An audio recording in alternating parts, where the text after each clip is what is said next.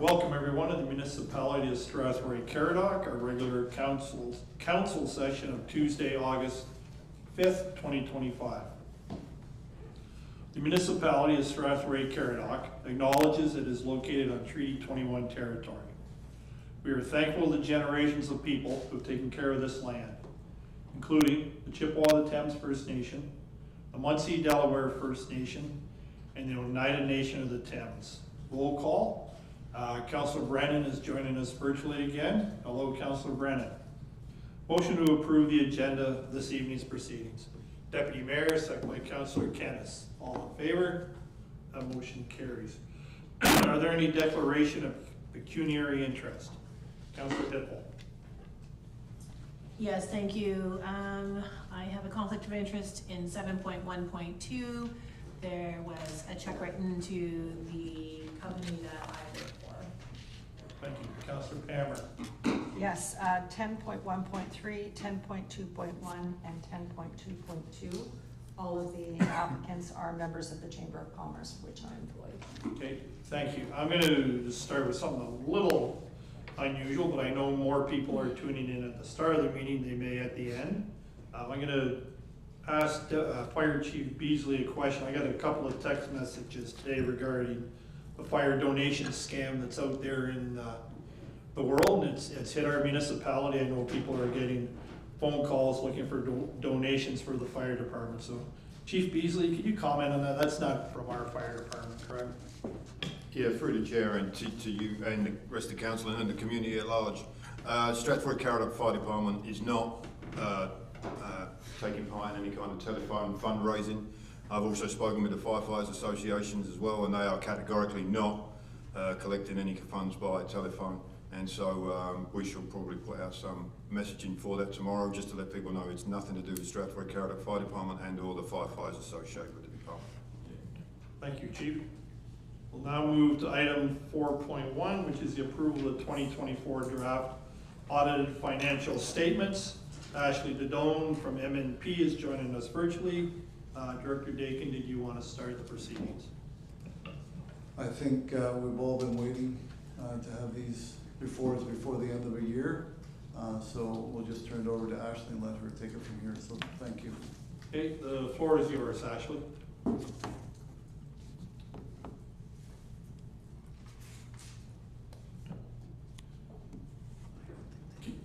Can you hear us, Ashley?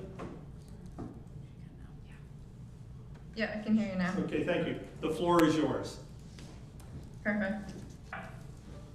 Would you like me to share screen, or do you guys have a copy of the audit findings? If you could share the screen, that would be awesome. One sec. I'm just sending a request now for access.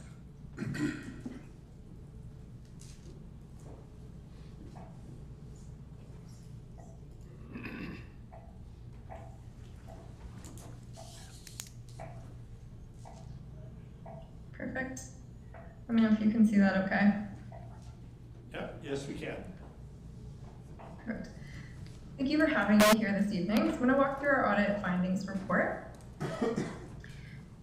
We have completed our engagement, substantively completed. There are a couple items that will need to happen in order for approval of the statements and completion.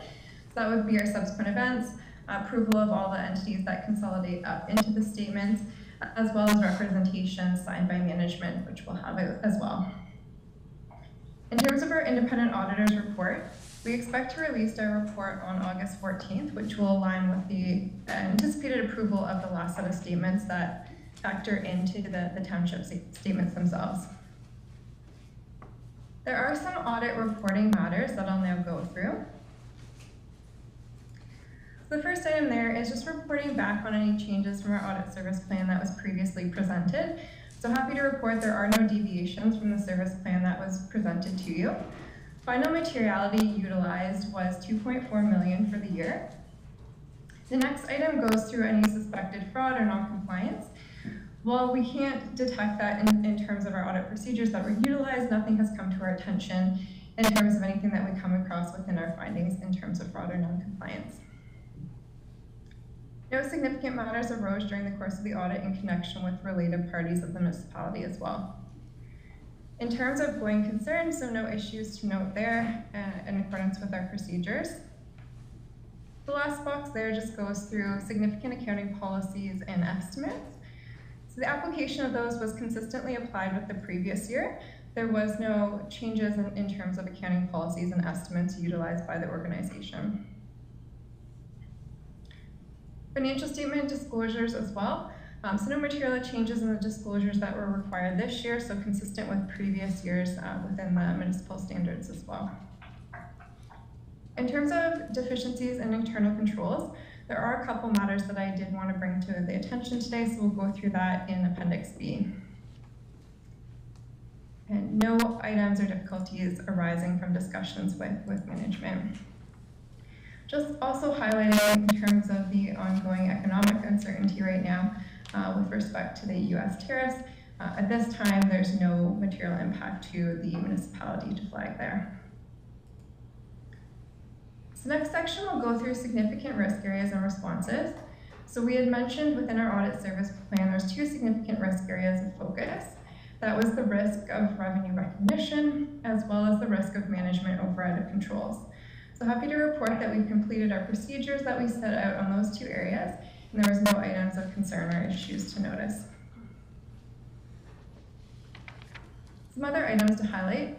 In terms of our independence, so confirming here today, and we'll issue a formal letter with respect to our final package that we have remained independent throughout the engagement from the municipality. Management representation, so as I mentioned, we will get a letter from management just outlining that they provided us all the information required to complete our procedures. The last section there just relates to unadjusted items that have been proposed, and I will walk through that in Appendix C. Appendix A is a good reference point to have, so it goes through required communications with those charged with governance. So for any other boards or committees that you're on, just a good reference as well to refer back to. We highlight these items within our audit service plan and in the audit findings to ensure that that two-way communication is brought forward in both those areas and put in our communications as well. In terms of Appendix B, there's two items within our audit findings that I did want to flag here today. The first being related to reserves.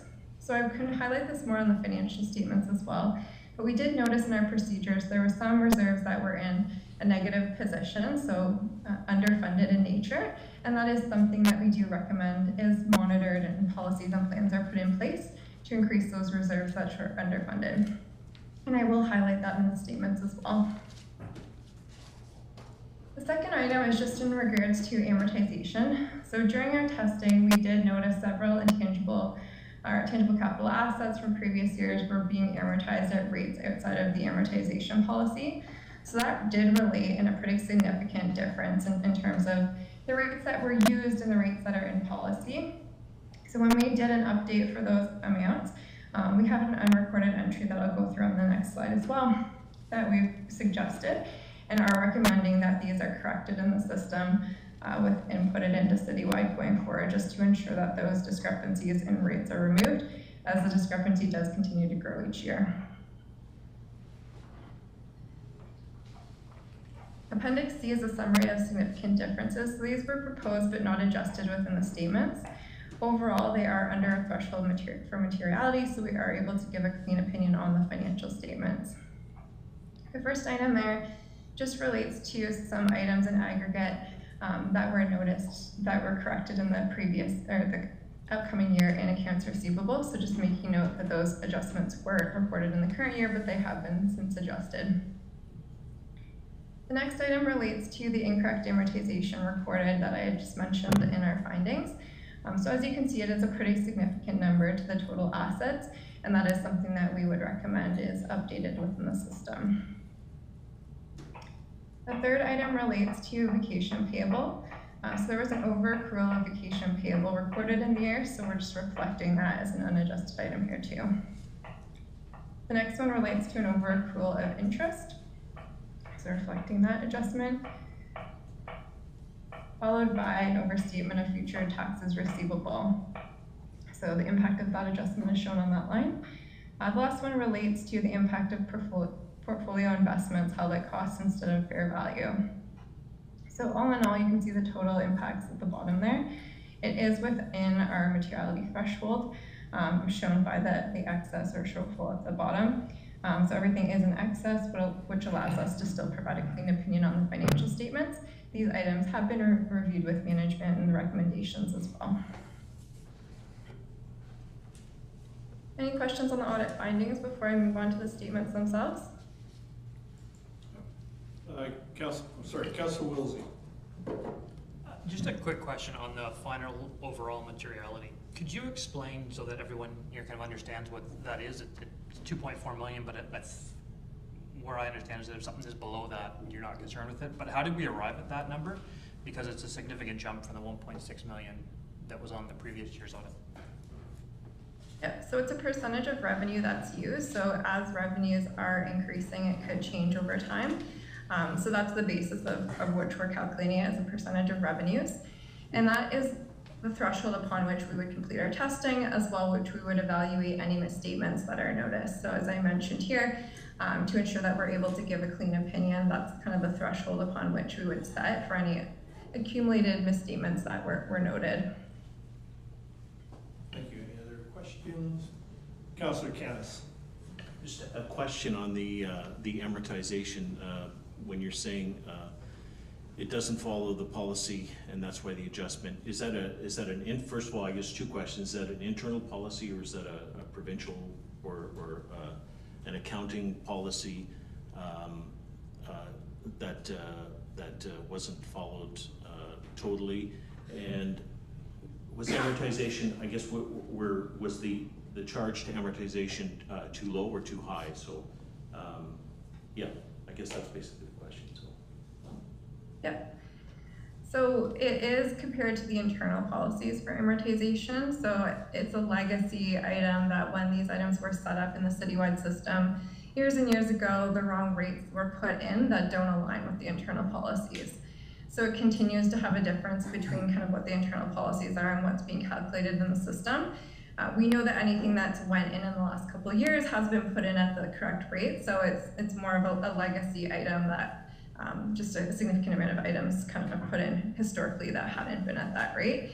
And then when we look at kind of the adjustment that would need to be put in place to correct those items, so it would be an increase to assets. So additional amortization has been taken at this point in time, so it would need to be kind of boosted back up.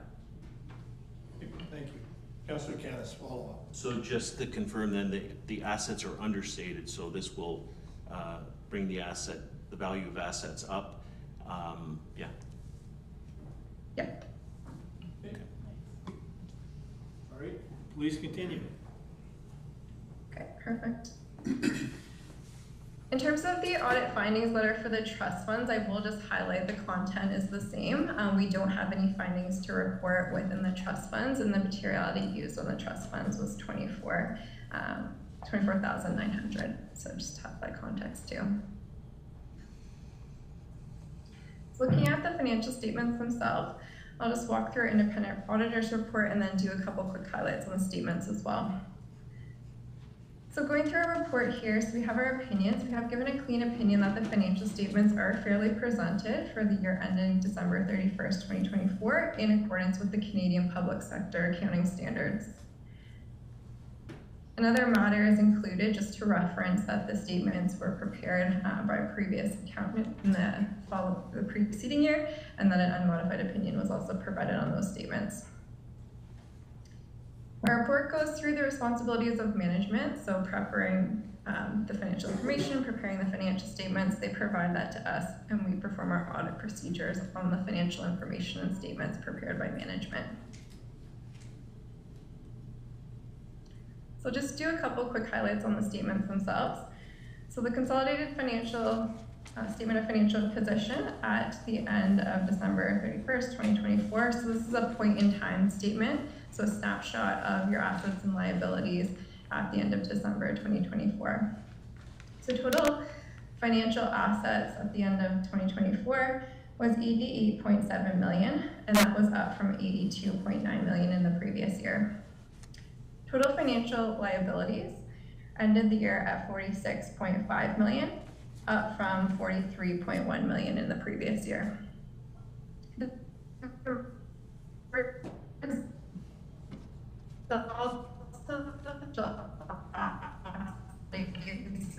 your a net comment, financial actually. assets. Okay, we're having a hard time hearing you the there. preceding year. Okay, thank you. Sorry? No, it was a little garbled there for a minute, just to let you know. Okay, I apologize. My internet might be unstable, but can you hear me okay now? Yes, we can. Okay. Non-financial assets for the year was 234.5 million versus 213.6 million in the previous year. So all that taken into account, the accumulated surplus for the municipality for the year ended 2024 was 276.8 million. And that was up from 253.4 million in the previous year. Moving now to the statement of operations. So this includes all the activity from January 1st to the end of December 2024. So total revenues for the year for the municipality were 48.3 million, up from 45.5 million in the previous year. Total expenses, 38.7 million, up from 37 million previously. So that led to an annual surplus before other items below of 9.6 million. And again, that was up from 8.4 million in the previous year. So taking into account the capital items noted below, which amounted to 13.7 million, the total annual surplus for the year was 23.3 million. So this got added into the accumulated surplus at the beginning of the year, and that reconciles back to the 276.8 million that I mentioned on the previous page for your total surplus. The next statement is a reconciliation of the net Just financial one second, assets. actually, Councilor Wilson, can we ask the questions at the end and let her go through? Can you wait? Okay. Continue, Ashley. Sure, thank you. So starting with the annual surplus we just saw on the previous page of 23.3 million, taking into account the changes in net financial assets to the year to come to the ending net financial assets of 43.2 million. The last statement consists of a statement of cash flows. So this is a reconciliation of your cash spent in the year between operating, capital, investing, and financing activities. So starting off the year at 44.4 million and ending the year at 66.8 million of cash. So a very healthy cash balance. Always good to consider the treasury policy as well to ensure that any excess cash is being invested or considered for future capital projects. So we have discussed this with management and understand that there is plans in place for that piece of it. So the one item I just did want to jump to in the notes is the reserve note that I just mentioned on the findings. So this is a breakdown of the accumulated surplus for the year that we saw in the statements of the 276.8 million. Within that are the reserve funds. So the items showing up as negative are underfunded reserve funds. So future funds aren't needed to go into that. That is one of the items that we did want to flag within our findings as well. In terms of the disclosures, they are consistent with the previous year, as I had mentioned, and no significant changes in the accounting policies. There was the change for the revenue, which I had went through at the audit service plan stage, and the impact of that was not material, so we just have disclosure of the same. So with that, I will open it up to any questions. Councilor Wilson, you're first. Yeah, my questions were as to the numbers where we look at the budget between on pages 5 and 6. And I guess my biggest question is, do you show any concern with the general government? Because when we did the budget, we asked staff if there was anything we could do if we needed that. And I'm looking at what was actually spent based on what was budgeted. And we're $3.5 million under a $7.8 million budget. So we only spent about 60% of that budget. And when I did some looking online, I found that cash doesn't necessarily always line up with accrual accounting. But typically, when this happened, the accrual accounting is normally 20 to 25% higher than the cash number. So is there any concern with when we add in everything else that we're actually taxing and spending the money properly with the accrual actually being 60% of the cash rather than 100 to 120%? Ashley? Oh, so it's a great question. When we go through our procedures as well, we do go through in detail with management, looking at the accounts and the difference between budget and actual. A lot of the time timing will come into play with that in terms of when things are landing and projects are occurring. There are a number of accounts as well that go into each of the items. So I'll pass it over to Bill to provide the specifics on that line item for general government. Director Dakin?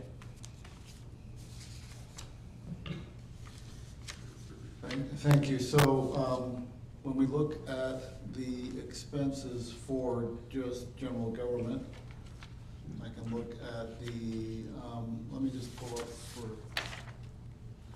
general government one, sorry, bear with me.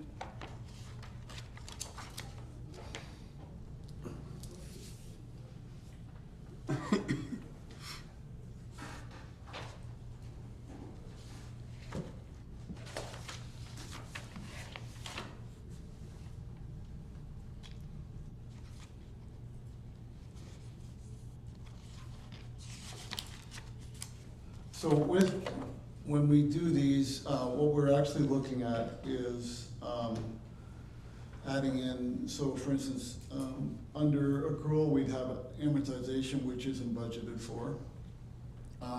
Supplies, when we look at the actual to budget, we're actually over on our budget for that. So for instance, for actual, so if I go back to the amortization, we budget 0, and we actually show 331 in these statements. I'm just trying to see if the big difference is,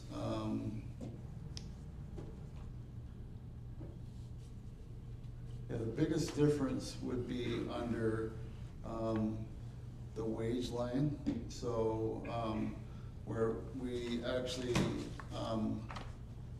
came in slightly under about one wage line there.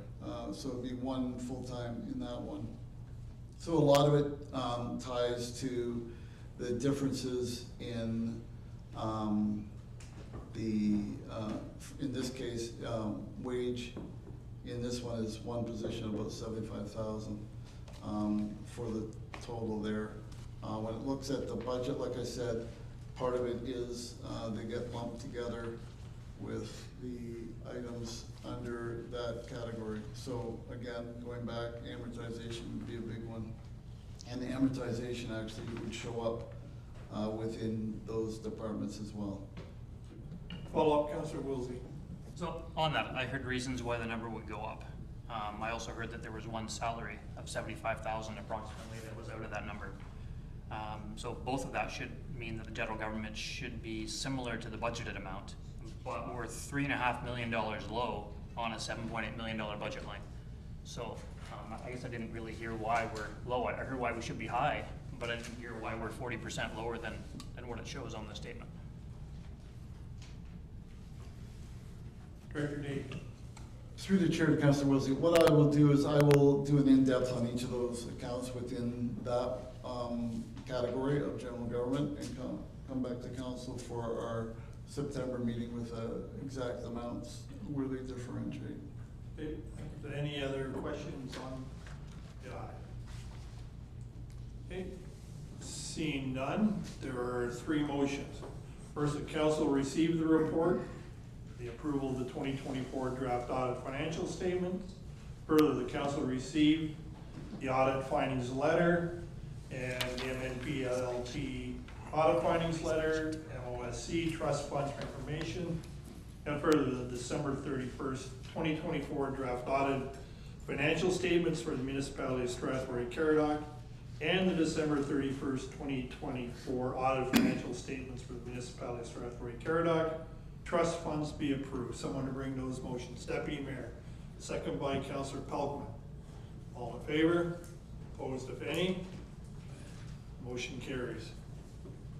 Thank you for your work, Ashley, and thank you, Bill, and I see Lindsay there. Thank you for your work on Next is a public meeting. First public meeting is to consider an application for zoning bylaw amendment for the property located at 494 Darcy Drive, Strathroy.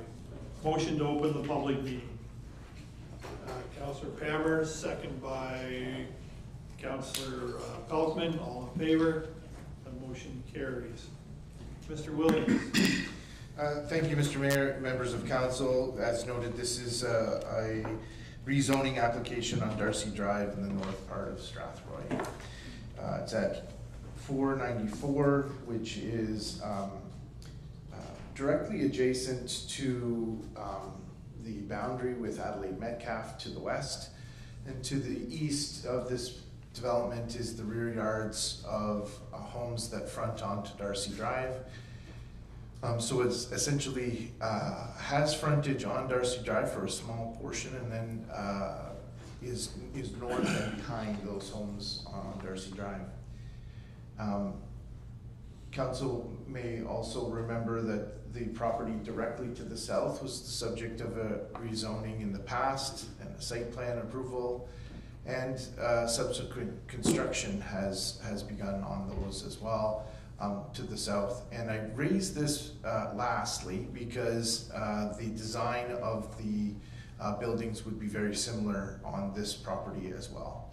So the previous owner of that property has purchased this property and is looking to develop it in a similar manner with a 10 townhouse blocks, 24 units in each block, stacked townhouse design, 3.5 stories, as much as I don't like to say half story, because that is just not a thing, but at least half of a story would be below grade. So those units that are in that configuration would be stepping down into their units, and then there would be people that will be stepping up to other units.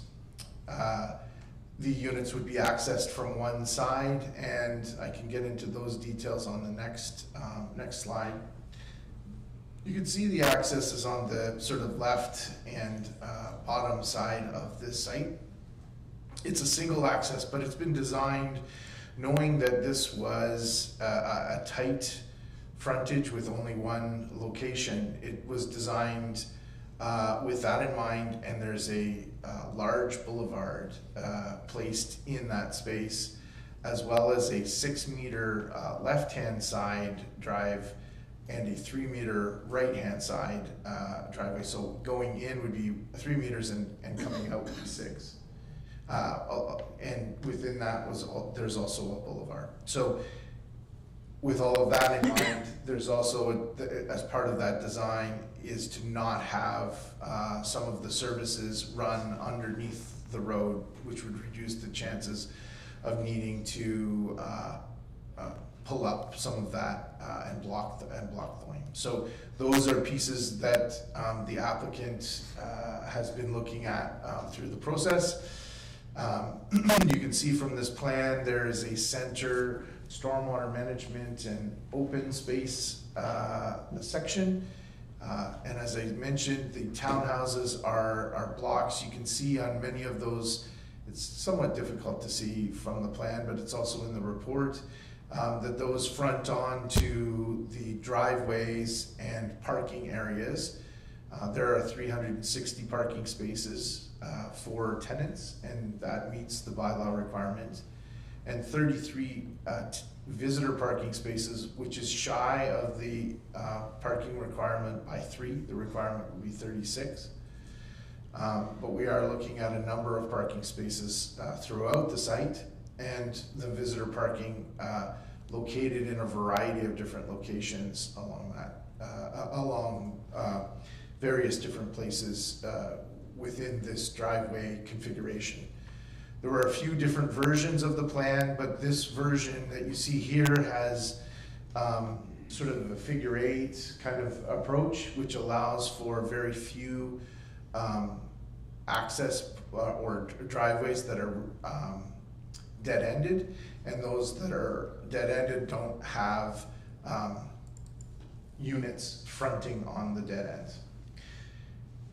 So this describes some of the sort of background on the development. And if we move forward, I would just say that in terms of consultation, there was an open house held in March, and this was held by the developer and their consultant, and that was on March 4th. There were some comments, and I'll get to those in a moment. There's also tonight in terms of consultation.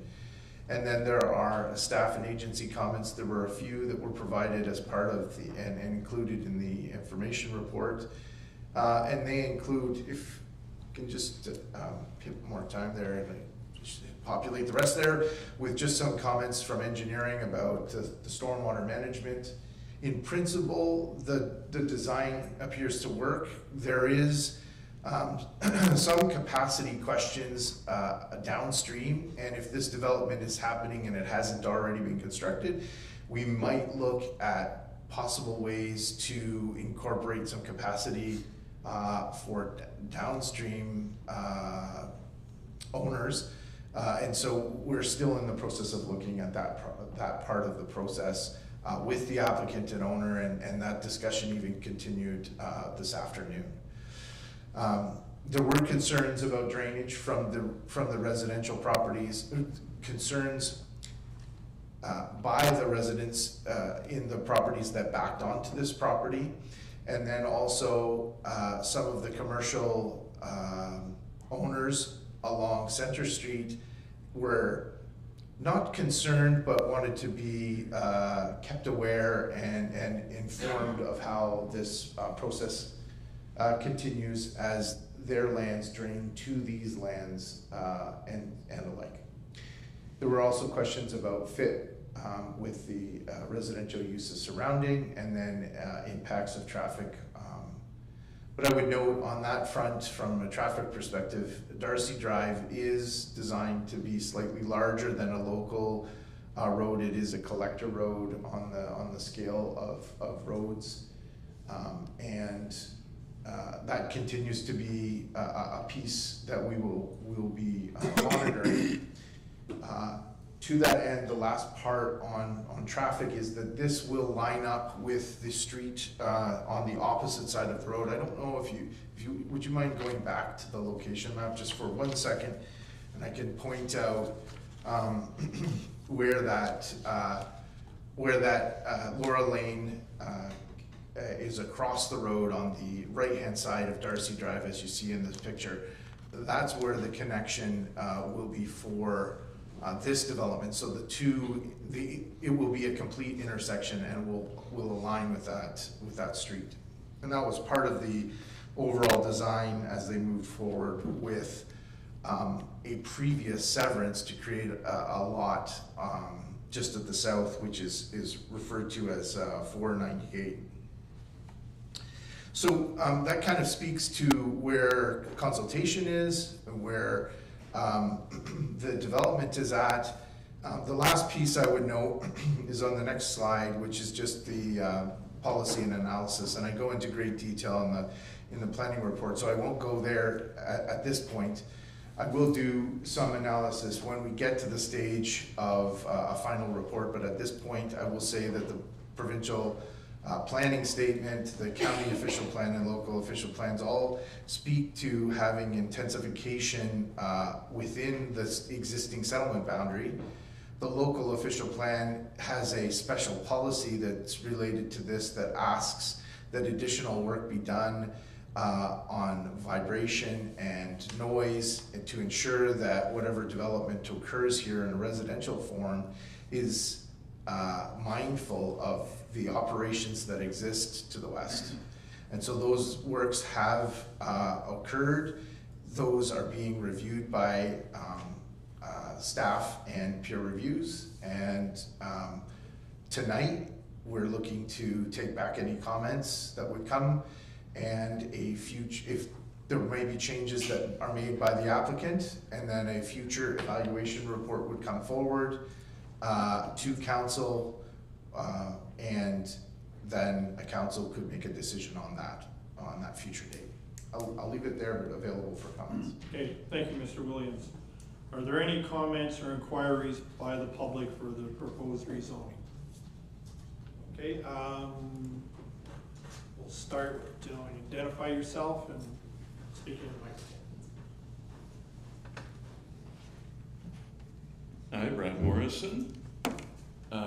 Two questions. One is on page 7 is the chart that lists where the proposals are not in compliance.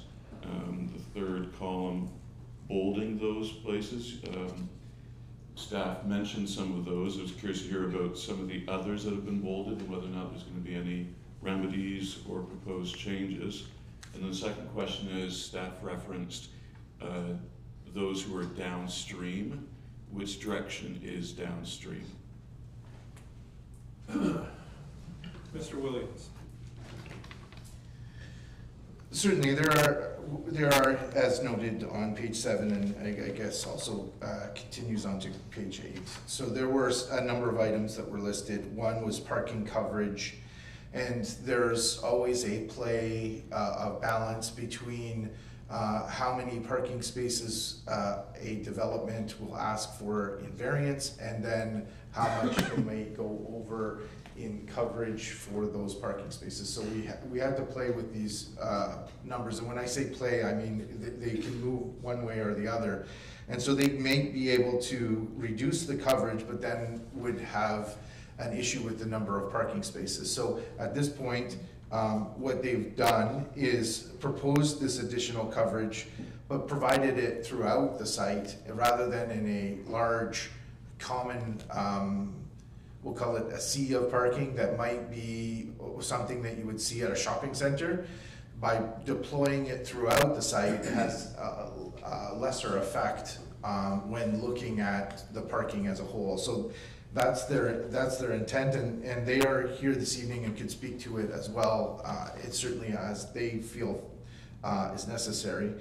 The 30 parking spaces in front are located to the left of the driveway, and that's something that we would look to have additional landscaping and potentially other grade changes so that it wouldn't be visible from the street. But that's generally designed so that you would have, or the intent of the zoning bylaw is to ensure that we're not having all of the parking in front of in front of buildings when we're dealing with multi-unit buildings. This is a situation where we have a number of buildings in front of throughout the site, so it is one of those scenarios where we could look to have them moved if there was some significant concern that was raised this evening. So that's that one. There were a couple of other ones relating to drive aisles and just being slightly less than what is required by the bylaw. And they have increased the parking space dimensions in terms of the length of the parking spaces. So it's a swap, so making the aisle narrower but making the parking space longer. They're going to be able to navigate the parking spaces, so this is not something that planning staff have significant concern. But again, we're at the information gathering stage, so I won't get into too much of my sort of opinion necessarily on that.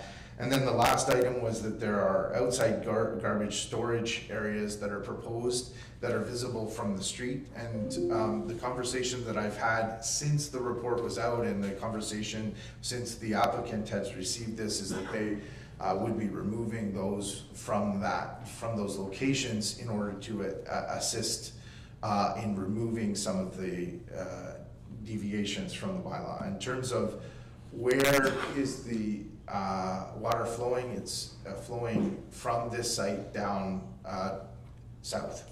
Thank you, Mr. Annie, was there someone else? Sorry, Mr. Morrison, allow you to follow up. Yes, the two follow-ups. One is the outside storage. The staff said that it would be moved somewhere else. Would that somewhere else be outside or inside? And I didn't catch what street direction the flow would travel. Someone behind you, Mr. Williams, it looks like you want to help out. Yeah. If you could identify yourself, please. Thank you, yes. I am the planning consultant on behalf of this application and the property owner, and I'd just like to address these questions. So in regards to the outside storage of garbage, there are two proposed locations that could be visible from Darcy Drive, so that those two garbage locations can be moved to another kind of turn where they're proposed otherwise in the development. So there's only two locations one location, sorry, where these garbage locations are visible from Darcy Drive. So those can easily be moved to another street location where they won't be visible from that street. And then there was another question to that. It was to the south for the downstream flows. South down Darcy. Down, yes, south down Darcy. So I'm hearing that the outside storage will continue as opposed to being inside? Yes, that is correct. Okay, thank you. No, I think we'll allow, we're not to councillor comments yet. Oh, sorry. There was someone else from the gallery who wanted to talk.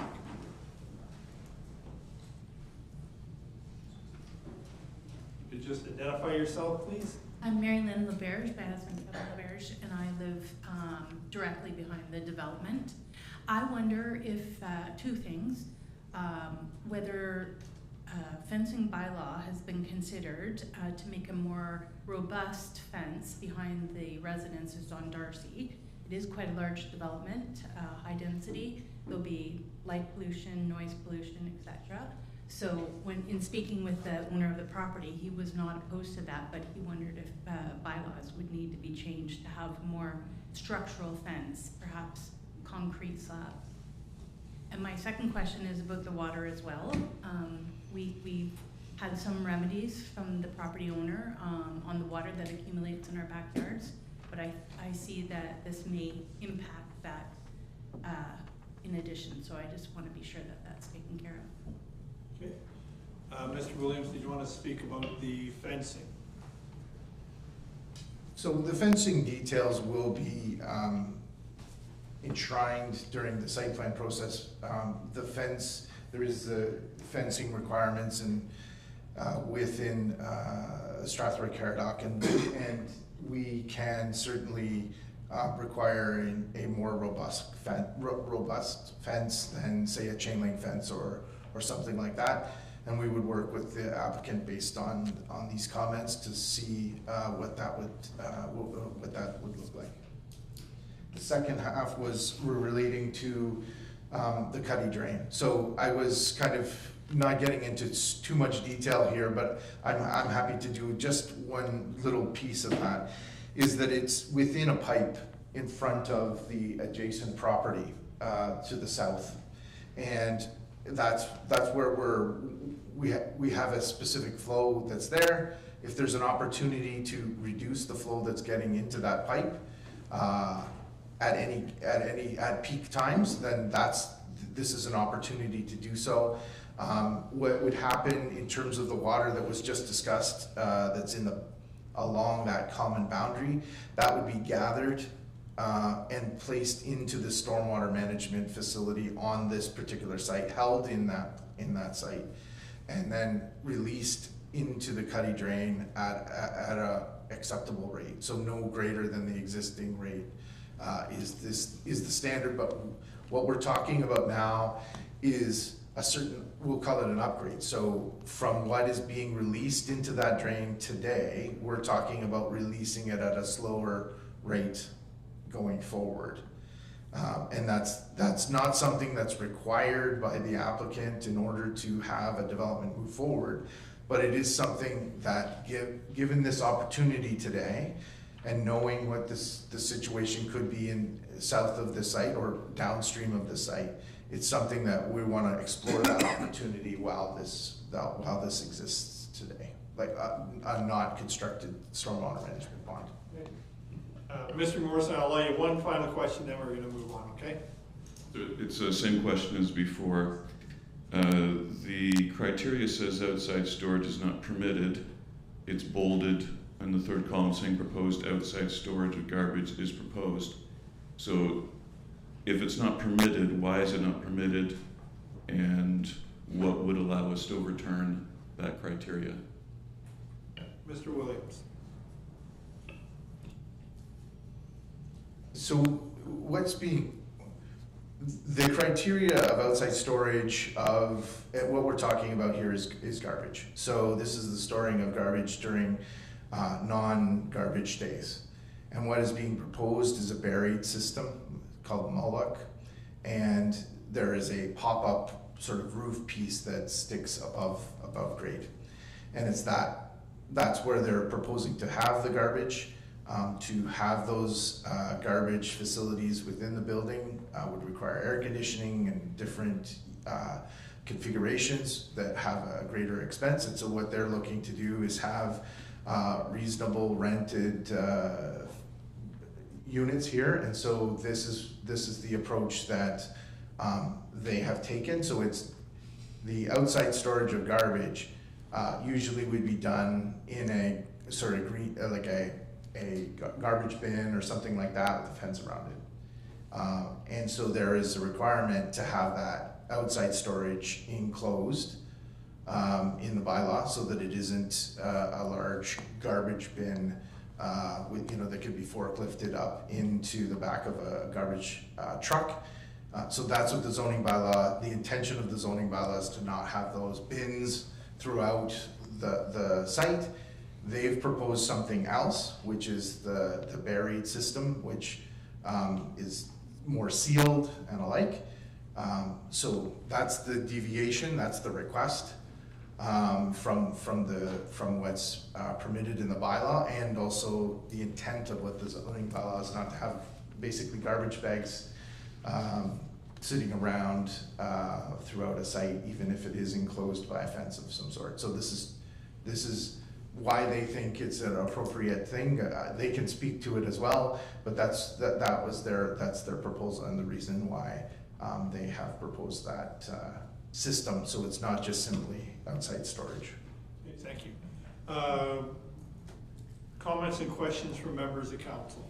Deputy Mayor, your hand. Yes, thank you. Sorry for being a little earlier on the question before. My question has to do with parking aisle width, Director. So I see the 7.3 meter being required, the 6.7 meter being proposed. And my question is, has emergency services been consulted on that? So we're really, I'll talk in Imperial, we're going 24 feet or 22 feet. So I know the fire chief is in the room and I'm not gonna ask him that question because it's not fair. But I'm wondering if they could look at it. So this is a lot of units in a figure-8 capacity or design. So we bring a fire truck in for a reason, obviously, a fire, a CO detector. Gonna park on the road, gonna park inside on one of these aisles.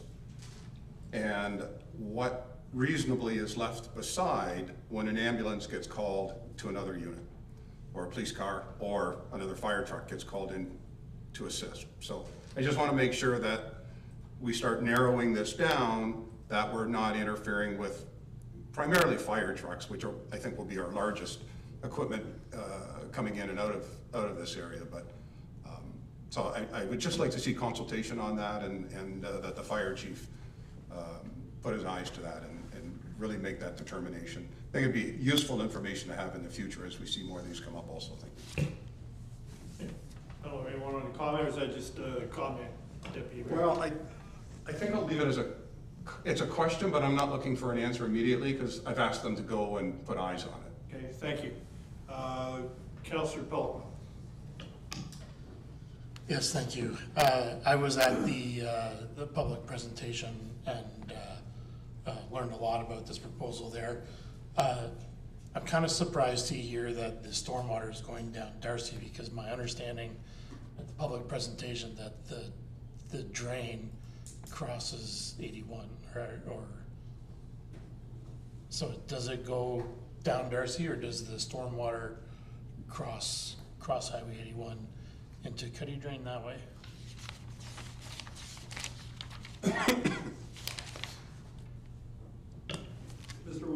So,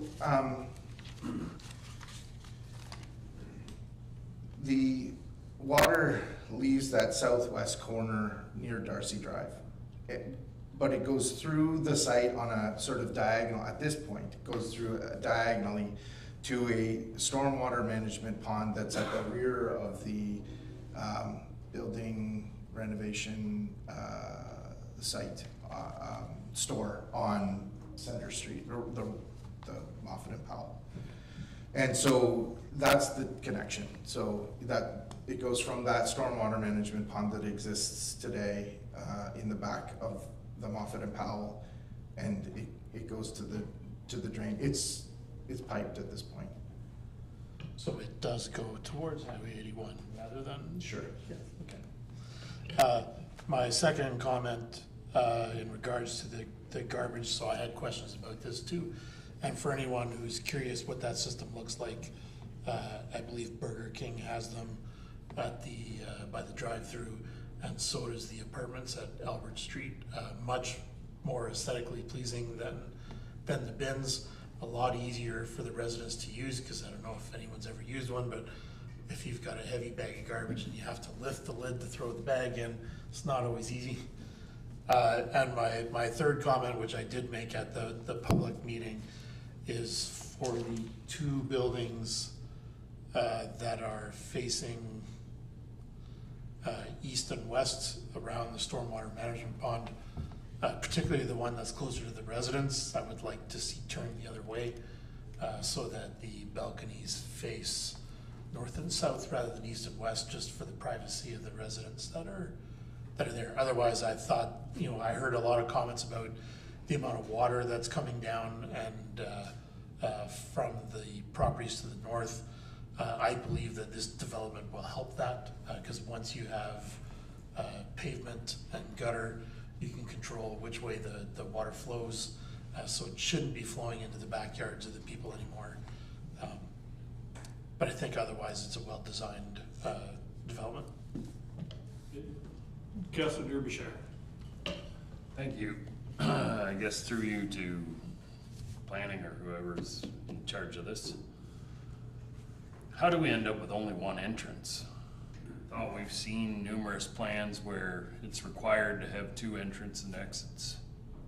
And that, whereas this only has one and then narrows, like Councillor, or like Deputy Mayor McGuire was saying, now we run into narrow lanes and there's no emergency exit. It seems like a lot of the other plans that we've seen had to have an entrance and an exit. So I just wonder why this isn't required to have that. Mr. Williams.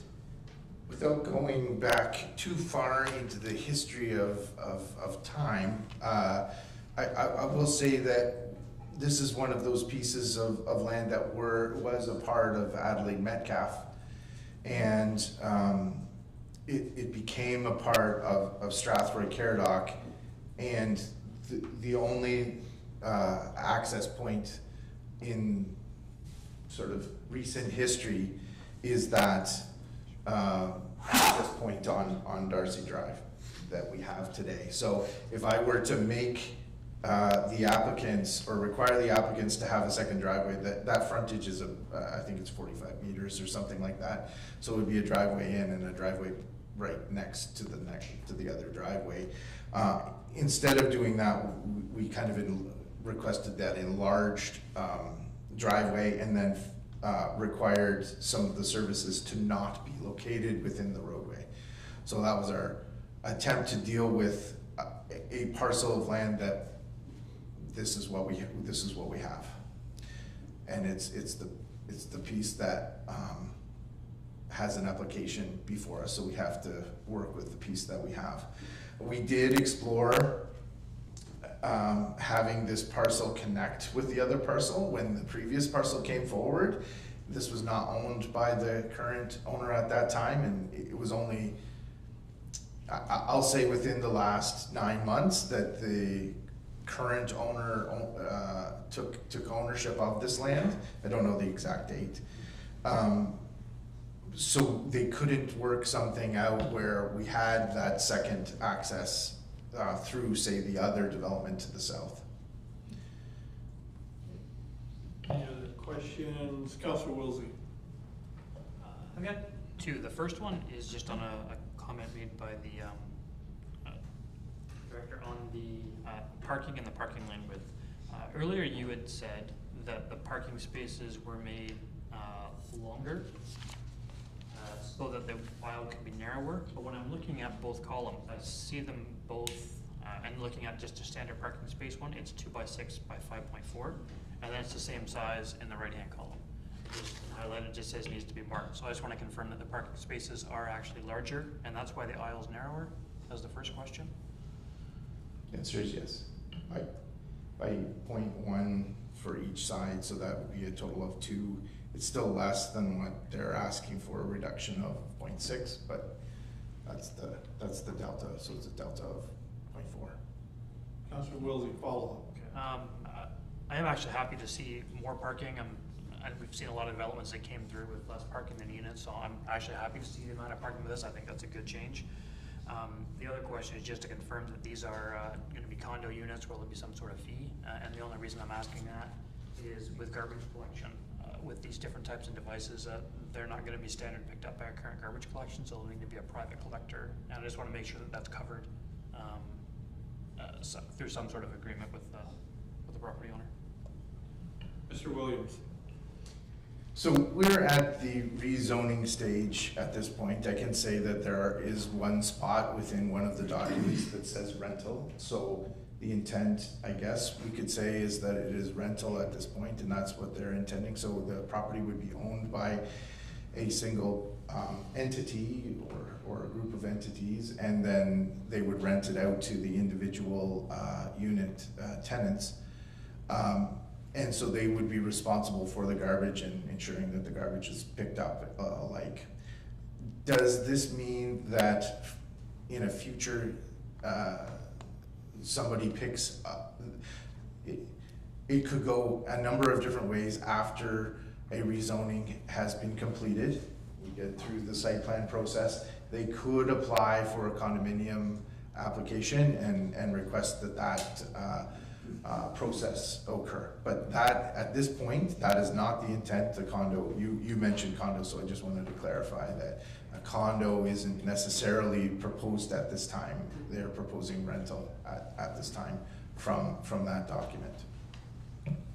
Okay, seeing no more questions, motion to close the public meeting. Councillor Wilsey, second by Councillor Canis. All in favor? The motion carries. Last motion is a motion to receive the report for information. Deputy Mayor, second by Councillor Canis. All in favor? That motion carries also. Thank you, Mr. Williams. Next is the approval of minutes. Approval of the minutes from the July 21st, 2025 regular council meeting. We'll let everybody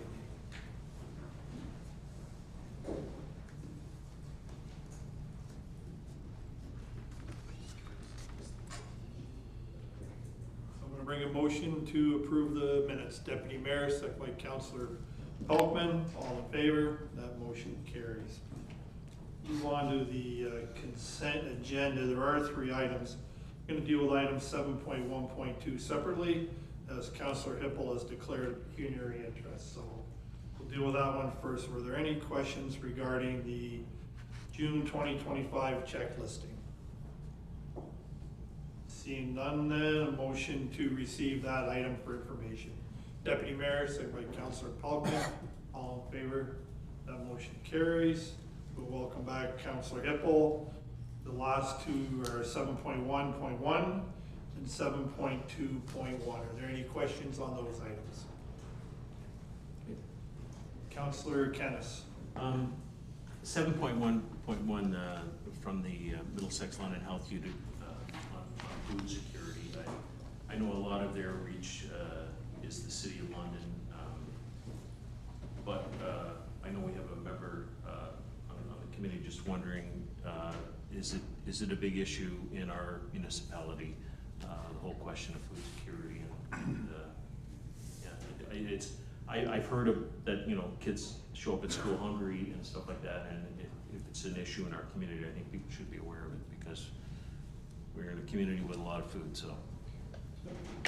Deputy Mayor. So yes, we did receive a report from one of the two directors, I guess they're co-chairs of the food bank in London. So we brought it to our attention that it's a big problem with food banks across the province, underfunding by their normal funding streams, and that could start resulting in requests to municipal governments, county governments, and they don't see an easy turnaround for it. So they've tried everything they could internally to mitigate the funding deficit. They haven't been able to do that, and so they're now bringing it, they brought it to the health unit for this type of conversation, to get the information out, and we'll see where the appeals come at that point in time. It is a concern. Questions? Seeing none, motion to receive 7.1.1 and 7.2.1 information. So I'll bring a motion. Deputy Mayor, second by Councillor Kennis. All in favor? That motion carries. Communications, we have two of them. First is the application for temporary noise exemption from Trout Haven Park. Are there any questions regarding that? Deputy Mayor. I'm going to repeat what I said the last time we dealt with the noise bylaw, after at least I got a copy of it put in front of me, is inside the noise bylaw, it gives rights to our citizens not to be disturbed by noise in section 1. In section 2, there's a number of subsections that give exemptions, which is good. So the municipality has an exemption. Sirens from emergency services have exemptions. Emergencies have exemptions. One of the other exemptions is that people can ask for an exemption from council in writing, as long as it doesn't have noise that disturbs the inhabitants, which is almost identical to the right that they're given in section 1. So it's my belief that the current wording of the bylaw really does not permit us in section 2C, which is the section of interest here, to provide an exemption, because the exemption says we can only provide it as long as it doesn't cause noise likely to disturb the inhabitants.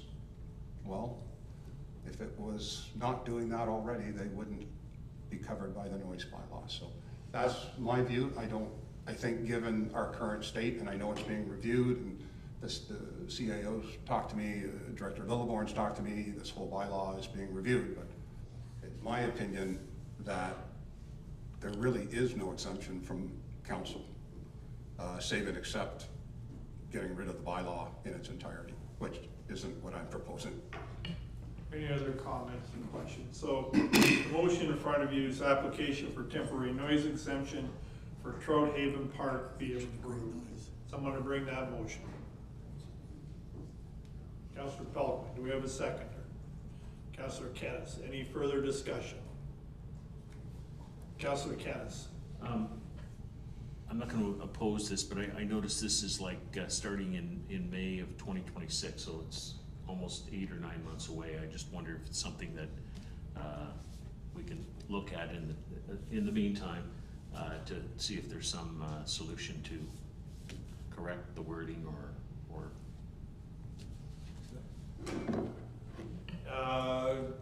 Deputy Mayor, Councillor Derbyshire. I'm going to motion a deferral to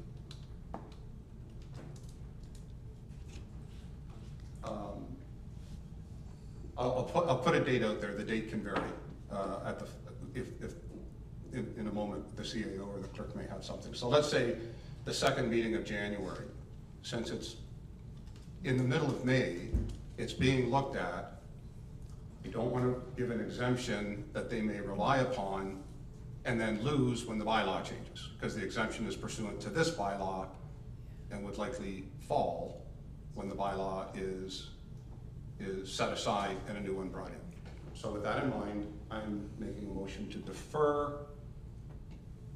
And Madam Clerk, would it be reasonable to go into 26, or would it be better to visit it, just from a clerical point of view, to revisit it at the end of 25? I think it would be fair to put a date on it for if you want second meeting in January 2026.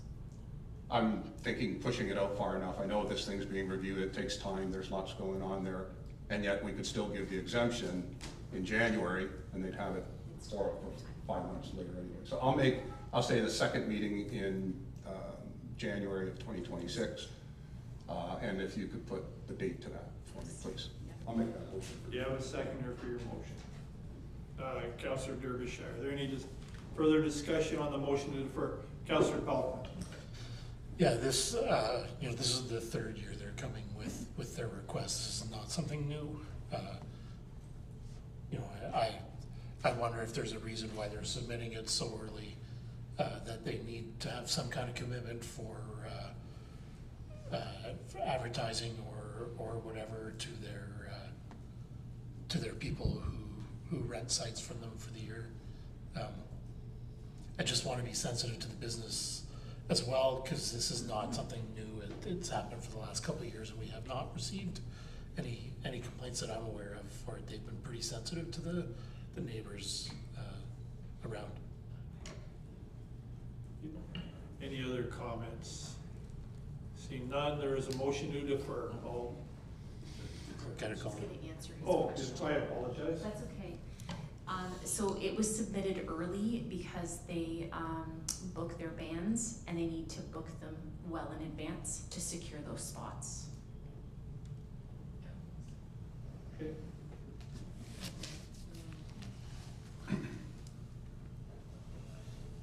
Councillor Derbyshire.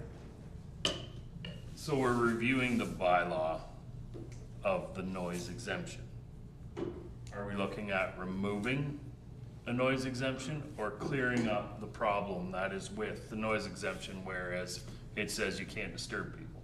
So if we're still going to have a noise exemption, then there's no real harm in putting this through. If our plan is to get rid of the noise exemption altogether, then we don't have the authority to grant the exemption. So I guess that would more be the question. Are we cleaning it up so that it is an actual thing that we can give out? Or are we looking at getting rid of it altogether and washing our hands of it?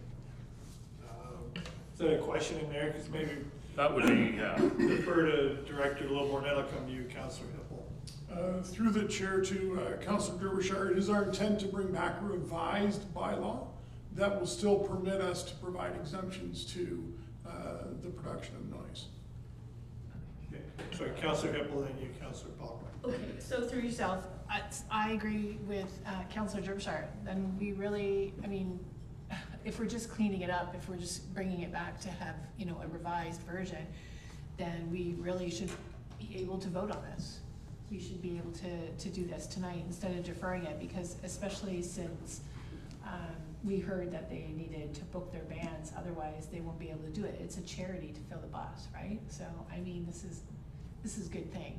So, but anyways, it's just my thoughts. Councillor Pelkman, then Councillor Hammer. Yeah, I would agree. My intent is to vote against the deferral. I believe that we can deal with this now and proceed. Councillor Hammer. Yeah, I would agree with Councillor Pelkman, particularly since they're only requesting, from 7 to 9:30 or the latest is 11 p.m. So that's, I think, what most people kind of understand as the quiet time anyway. They're not, asking for 1 in the morning or something, which obviously would be, most people think that we can only have noise till 11. So I would be in support of approving it now. Okay, any other comments? Seeing none, there is a second motion to defer. All in favor of the motion to defer? That motion is defeated. The motion in front of you is that the application for temporary noise exemption for Trout Haven Park be approved. Someone ring Councillor Hippel, second by Councillor Pelkman. Now, Deputy Mayor, we have a second motion on the floor. So I will reiterate unless you've looked at the bylaw and have it in front of you, you're not understanding what I'm reading it to say, which is you really don't have the authority to give an exemption, because the bylaw says you don't. Unless we have some other overarching rule. Okay. I saw Councillor Derbyshire, then Councillor Hammer. Is there a motion on the table or no? Yes, there is. Okay. Can I make Motion to approve, Councillor. Okay, can I make an exemption to that where we will approve it now, but it will be subject to the new rules of the bylaw? No, you don't want to do that? That will screw them up. Who? Well, you approve them now, but it's subject to the new bylaw. So, Okay, so you're asking for a friendly amendment, so who brought the motion? Councillor, he's asking for a friendly amendment. I know, but like, as much as I understand that, I just don't think it's necessary, because, I mean, it doesn't make sense, they need to have this now. And if we were to put that in place, then they're gonna be sitting there going, well, what if the new bylaw comes back and they're hooped because of some of the tweaks or some of the revisions that have been made? I don't know, I just, like Councillor Pelkman said, they've been doing this for 3 years. It is a charity thing. Like, I mean, they've been doing this and very successful, and it's a very good charity. And realistically, 11 o'clock. Are you in favor of the friendly amendment? No, I Okay, should have thank just you. said that right off the get-go. No, that's good, Councillor Hammer. Well, while I appreciate Deputy Mayor's diligence in going through this, historically, organizers of events have come to this council and past councils and asked for this permission. So although what you're saying is we don't actually have the authority, in practice, we do have the authority. It's what we've always done. So if you look, I'm not a lawyer, but I think if you look at that, then I think we can continue to do what is the normal course of procedure in this municipality, which is if you want to have a loud event, you come to council and you ask for a noise exemption. And we'll clean up the language at a later point, so. Coming back to you, Councillor Derbyshire, one more time. sorry, so my only thing is, if we clean up the language and change it, are they subject to the approval today or to the new exemption? That was my only thing for we will approve you now, provided that you follow the rules that will be set forth. But if you approve them now, then they're set by these rules. Okay, so then if someone comes forward and says, we don't want it, then your exemption is null and void. Yes. Right, because then it does actually follow what Mike's saying, where if someone says, hold on, I don't like the music, your exemption's gone because we don't actually have the right to grant it where it bugs, where it disturbs the peace of someone else. That's what our bylaw says right now. You're correct. Any other comments, anything from Director Littleborn? Did you have something to chime in? No, we're good. We're good? Okay. Councillor Kennis, and we'll bring it to a vote. Just on this, there's lots of things you do that you change in the future and you grandfather people for what you approved previously, so I think you could do that here as well. I would stand behind Okay, that. so we have a second motion in front of us to approve the noise exemption. All in favor? Opposed, if any? Motion carries. Lastly was the municipality of Tweed, the resolution of blue box procedures. The motion is that council send a letter of support for this resolution to AMO along with all the other entities that the original motion was circulated to, excluding all other municipalities. Was there someone to bring a motion? Councillor Kennis, did you have a seconder? Councillor Wilsey. Councillor Kennis, did you wish to speak to this? No, I just think that there's been a lot of talk about changes to blue box and all that kind of stuff, and nobody really has a real clear picture of everything on this yet. So I think the more we can remind the province that they need to make life clearer for everyone in this is good. So, Councillor Wilsey. I'll speak to it a little bit. This is actually something that we were discussing on the Blue Water Board at our last meeting. So one of the changes that's happening at the end of this year, depending on how the laws change, and the laws have actually been revised a couple times already this year, so we probably won't know their final version until this fall. But as they stand right now, at the end of 2025, local businesses, multi-residential units, churches, municipal properties, parks are no longer going to be receiving blue box service unless the municipality pays for it separately from the producer program that's doing all the residences. This also includes businesses, industrial, pretty much anything that's not a single family home or it hasn't been collected before 2021. So any multi-residential units actually built after 2021. I believe that's the date. I might be a little bit off from that. So any new multi-residential that's built will also not get any recycling collection. So as we look at more density, this just goes through to make it simpler so that put a motion or a letter back and just endorse the letter that the municipality of Tweed sent out saying that we'd like to maintain recycling collection at all of our municipal facilities, churches, everywhere that's currently got it, so we can recycle as much as possible and reduce the waste that's going to landfill. Any other questions or comments? Okay, seeing none, all in favor of the motion? Opposed, if any? That motion carries. Building and planning, the plan of subdivision extension, Auburn, there are two motions. One, the council received the report. Second, the county of Middlesex be forwarded the notice that the council of Strathroy-Caradoc recommends approval for a 3-year extension of the draft plan of subdivision. Someone to bring those motions. Councillor Kennis, second by Deputy Mayor. Mr. Williams, will you speak to it? Thank you, Mr. Mayor, members of council. This is a plan of subdivision in the northwest portion of Strathroy proper, and it is simply the applicants and their engineers are continuing to work with staff in clearing the conditions. It looks like it's going to be a still continue to be a phased development, and so they are asking for a three-year extension to the existing plan of subdivision, the draft plan of subdivision approval, and that would lapse September 13th of 2025, and so they're asking for it to be extended to 28. I'm happy to answer any questions. Are there any questions? Councillor Kennis. Not on this. I just want to make a general comment on all of this stuff. You know, there continues to be talk that municipalities are holding up development, and you know, there's this one. There's other developments that have been in the works for a number of years that keep getting changed. I noticed on the real estate listings this week there are 3 apartment building sites up for sale. That I know our people did considerable work on in preparing zoning and site plans and all of that kind of stuff. And so, you know, I think we've done, as a municipality and other municipalities have done everything they can to encourage development. It's just not happening. And so this one as well, I mean, I don't fault the developers. Why would you start working on something that you don't think you're going to make money on it? Because in the end, it's all about them making money.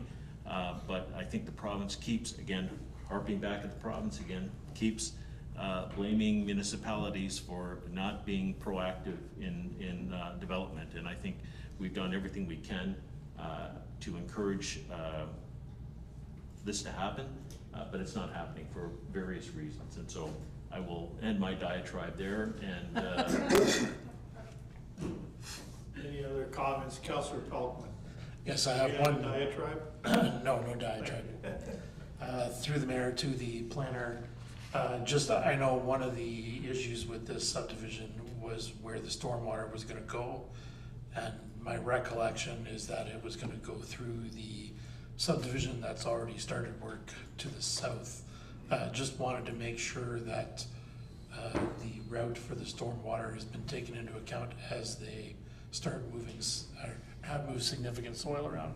And so that should, when they do finally start to build, assist greatly that the connection is available and close by.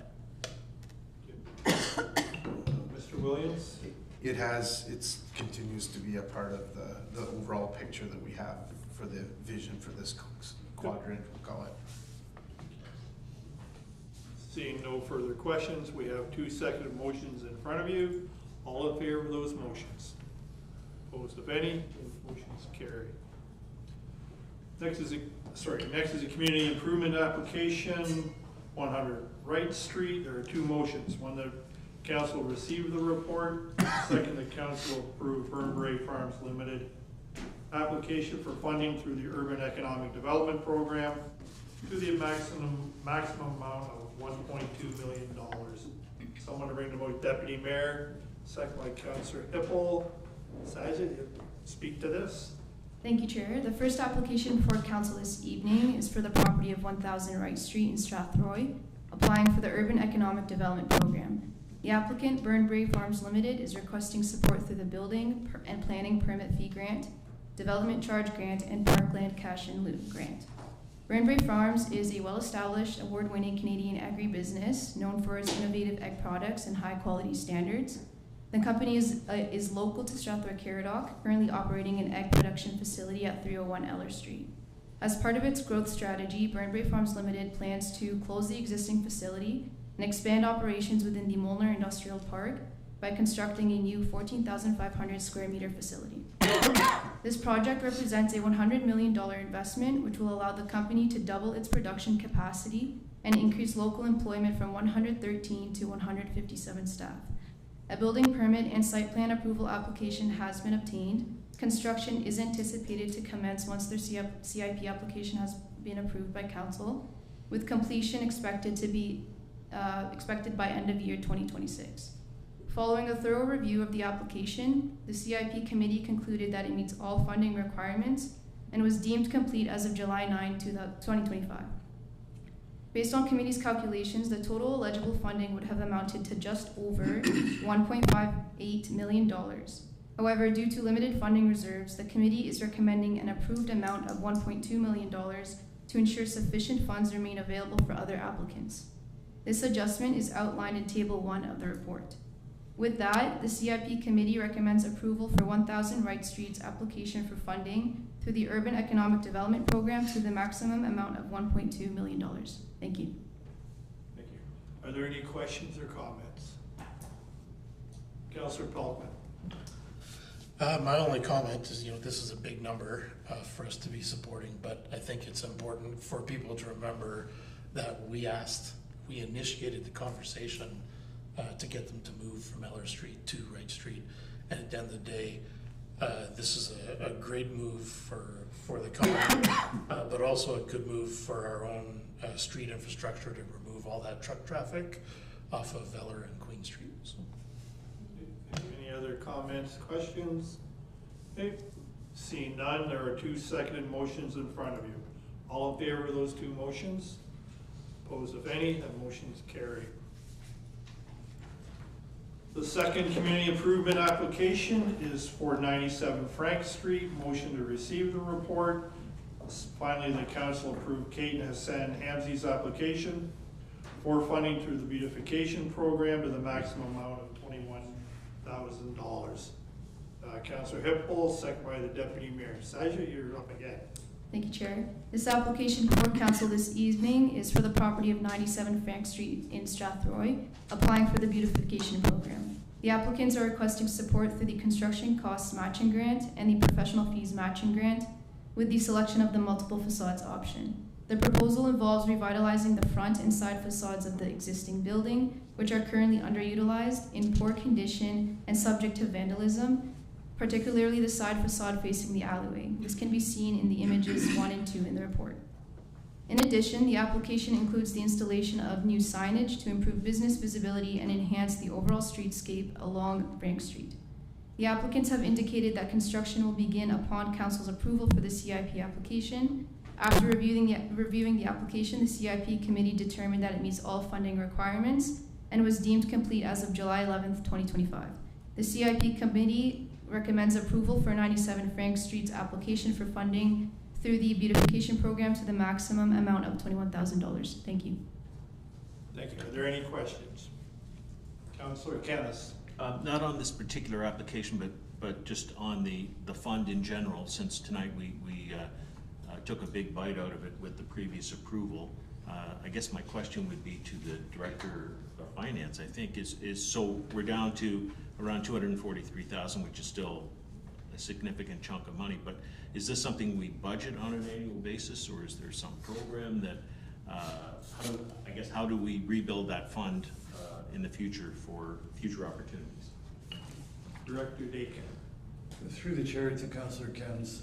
So we do budget approximately $500,000 to $750,000, depending on the year, to that fund. So there, obviously, budgeting for 2026 will include somewhat like-sized funding. With the idea, we've kind of let the fund increase a bit because we were aware that there was going to be the request from Burnbrae, but the idea would be to get a level of funding in there. But yes, we do budget about $500,000 every year. Councillor Wilsey. Similar question, just on the amount of funds left. Both reports have the same total of how much would be left. Does that 243,000 include the 1.2 million and the 21,000 deducted off of it? Just because they both have the same amount, and so which one is the accurate, or if it should actually be 222? Through the chair to Councillor Wilsey, yes, you're correct. So it's both of the funds together equaling to 243,000. Any further questions? Okay, seeing none, there are two motions in front of you. All in favor of the two motions? Opposed? Those motions carry. Next is the Edgewood Phase 1 subdivision agreement. Two motions. The council received the report for information. Lastly, the bylaw number 82-25, we refer to the consideration of bylaws section of the agenda for adoption. So I'm going to bring Deputy Mayor, second by Councillor Kennis, Mr. DeRitter. Thank you, Chair. This is a follow-up report from the last council meeting. Nothing has changed since last meeting, except that the agreement is of course available for council to see. So just give a quick summary of the subdivision. 114 single detached lots, and that is their phase 1. Park block, stormwater management block. So again, nothing has changed there. This subdivision was originally approved in 2017 with a red line revision earlier this year. The only financial obligations in this agreement is something that council has previously approved.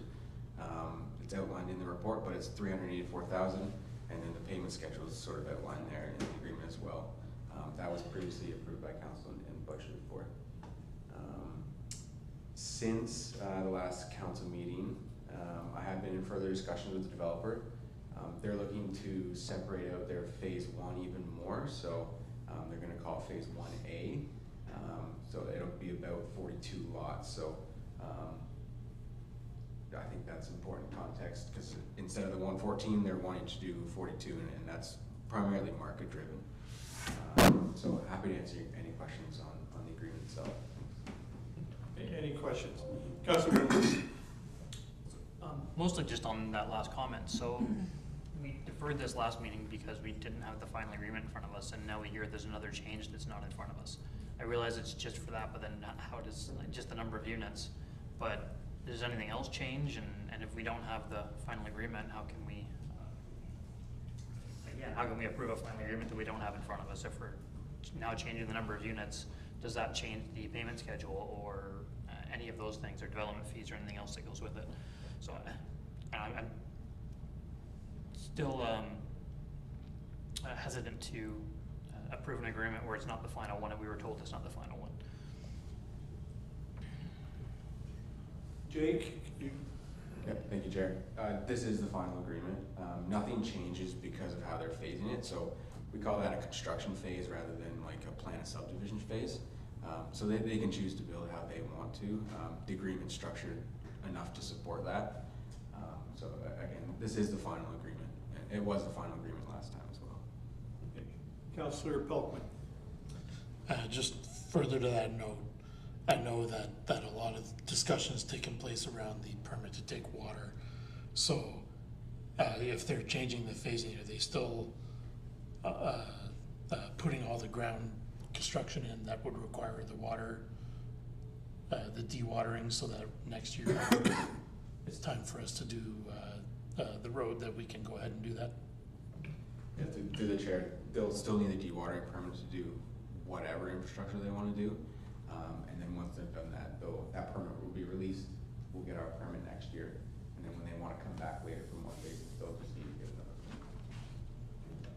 Any other questions? Councillor Derbyshire. Thank you. So I fired off some questions today that I didn't get an answer back to, which is fine. I'll just ask them now. So when we talk about this is a subdivision agreement and they're gonna start building into phases, I do realize there is a bit of a clause in here that says if their capacity is not there, then they don't get it. Do we know what our current capacity is at the Mount Bridges wastewater and whether we are able to facilitate this development at this point? Mr. Ortiz. Yeah, thank you. Through the chair, short answer, we do have capacity at the Mount Bridges plant currently to approve the agreement that's in front of us. That of course is based on the current rated capacity of the plant, which is 825 cubic meters per day. Under that number, which is our currently official rated capacity, we do have available capacity, correct?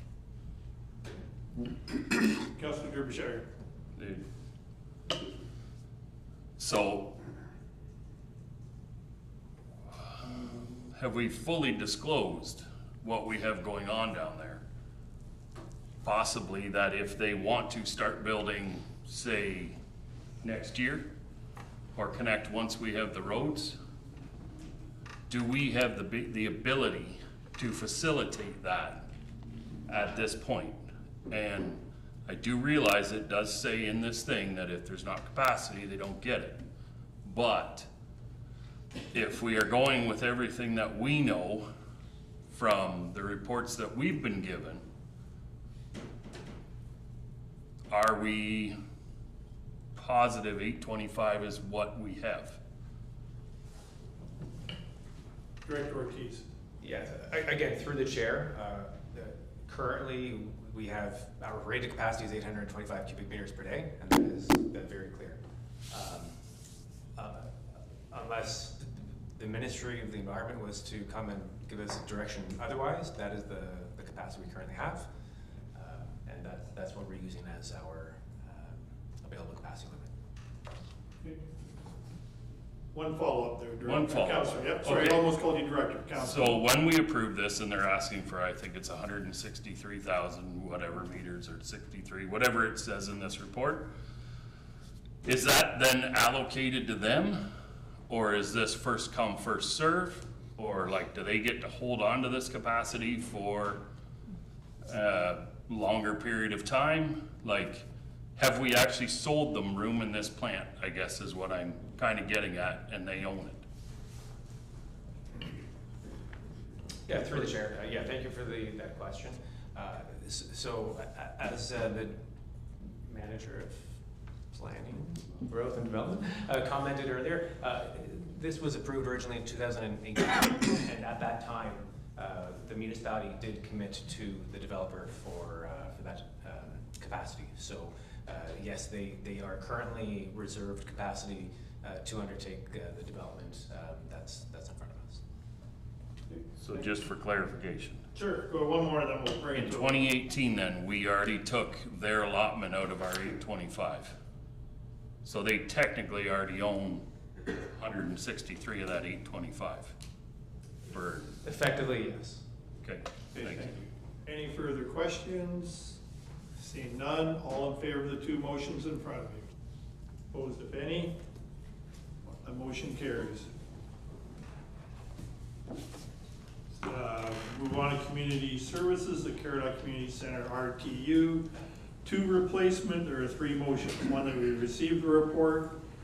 Second, council approve the awarding of the tender to Air Design Services for a value of $60,256.70 plus HST, and the council approved an allocation $9,038.50 as a contingency. So I'm going to bring those motions. Deputy Mayor, second by Councillor Pelton.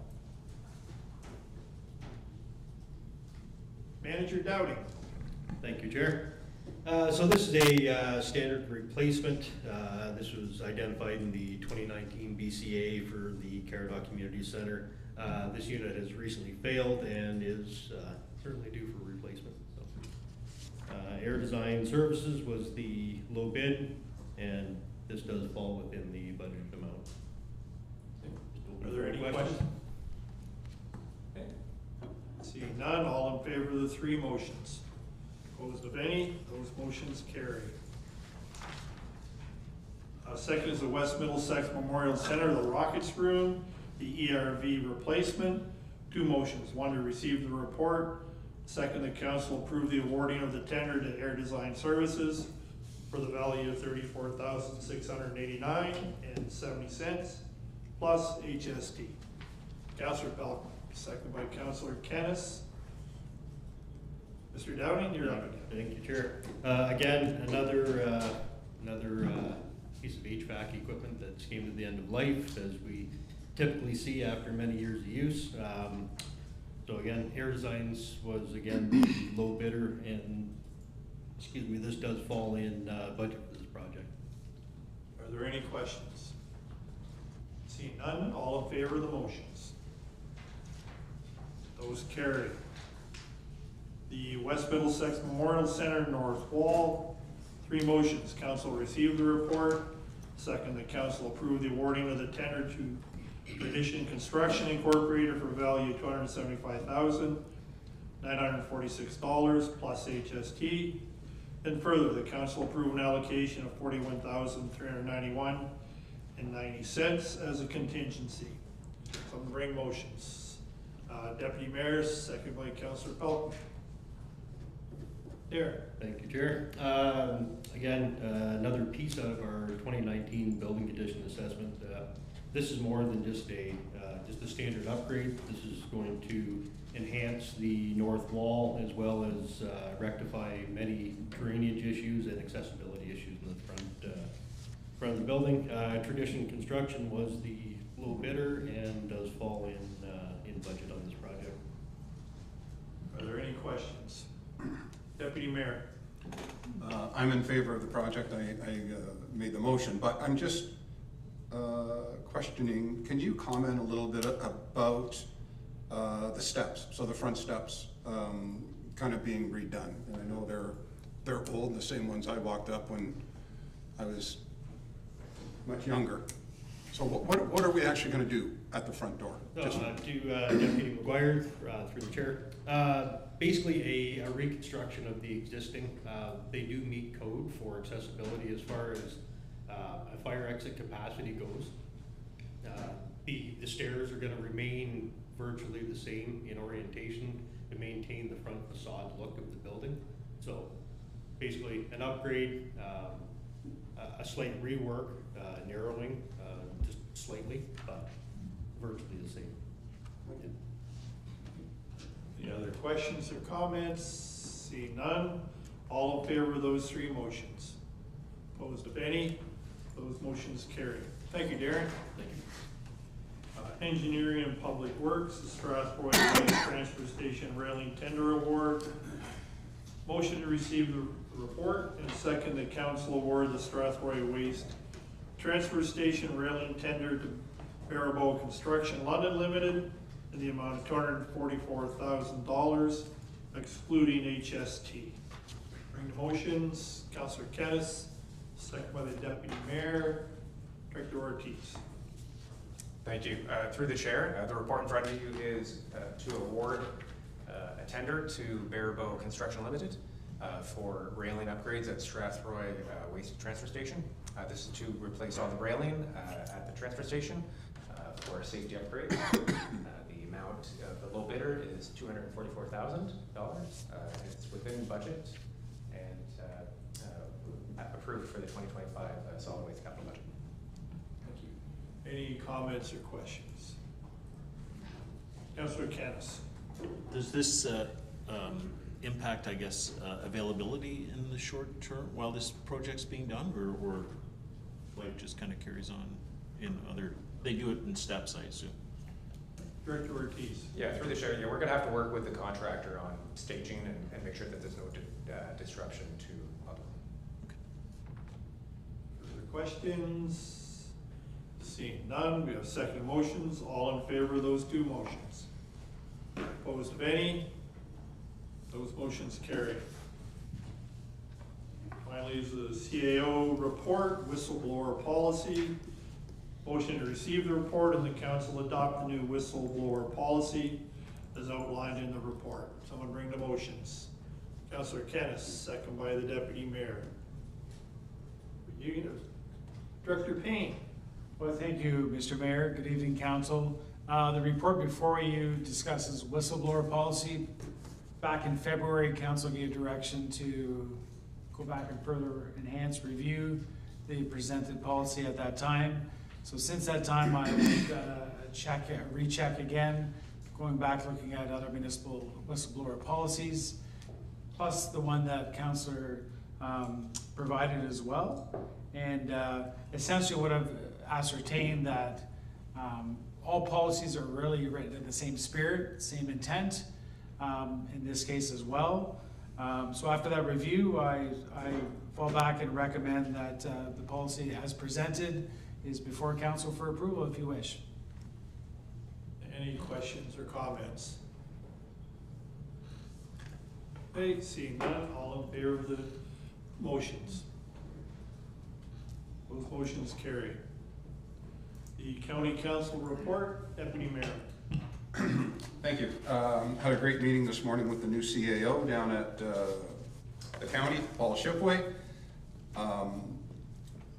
So I'm sure our CAO and some of our senior staff will be having their meetings soon. He's making the rounds around the county. What I will just let people know is the new county building, which is on the very south end of Adelaide Street in London, directly beside the MLPS building, that's the paramedic service building, is starting to come up out of the ground, and I think it's about a 1.5-year process. So as things progress, I will try to bring information and maybe even some photos as they get forwarded off to us. I can bring out to council and let our citizens see what's going on with the new county executive building. Thanks. Any questions of the Deputy Mayor? Seeing none. Announcements and inquiries by members. We'll start with Councillor Hippel.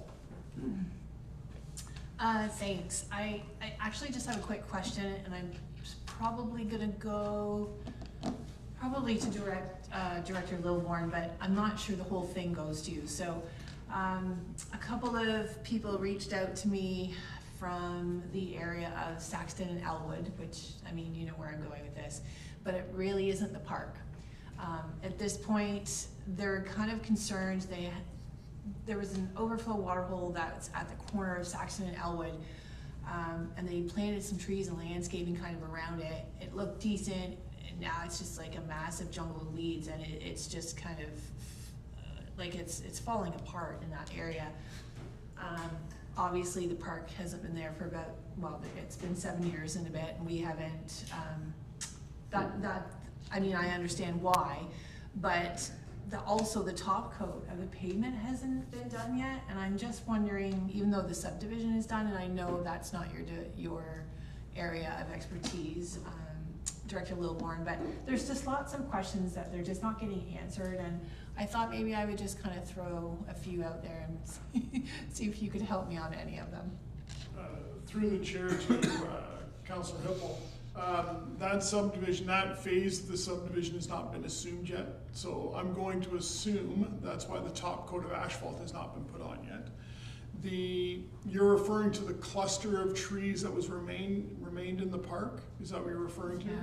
So that whole area used to be of those pine trees. So when you remove the exterior of the trees, so when you have a forest and you cut down the outside trees, which take all the wind and the force, they grow stronger than the interior trees. So what's happened now is with those trees, all of those larger, more robust trees have been removed, the smaller, less robust trees are starting to lean and fall over. So in our designs, we're taking that into account. We'll be removing a number of those trees, creating some pathways and so on that will be going out to the public for consultation on that park. So we will be dealing with the trees. We won't have the same number of trees that are there, but we'll be planting more trees within that park as well. It is a large area, so we'll have to include a bunch of shade trees to accommodate. So hopefully that answers most of your questions. It does. Thank you. Councillor Kennis. A couple of things. I debated whether to bring this up for a long time and haven't, but then I saw a social media post by our Strathroy-Caradoc police this morning on motorized mopeds and electric bikes on sidewalks, kind of speeding down, especially on Head Street and Caradoc Street South, and they put together a nice post on that. So I urge people to take a look at that on their thoughts and on the rules and regulations about driving these things down sidewalks.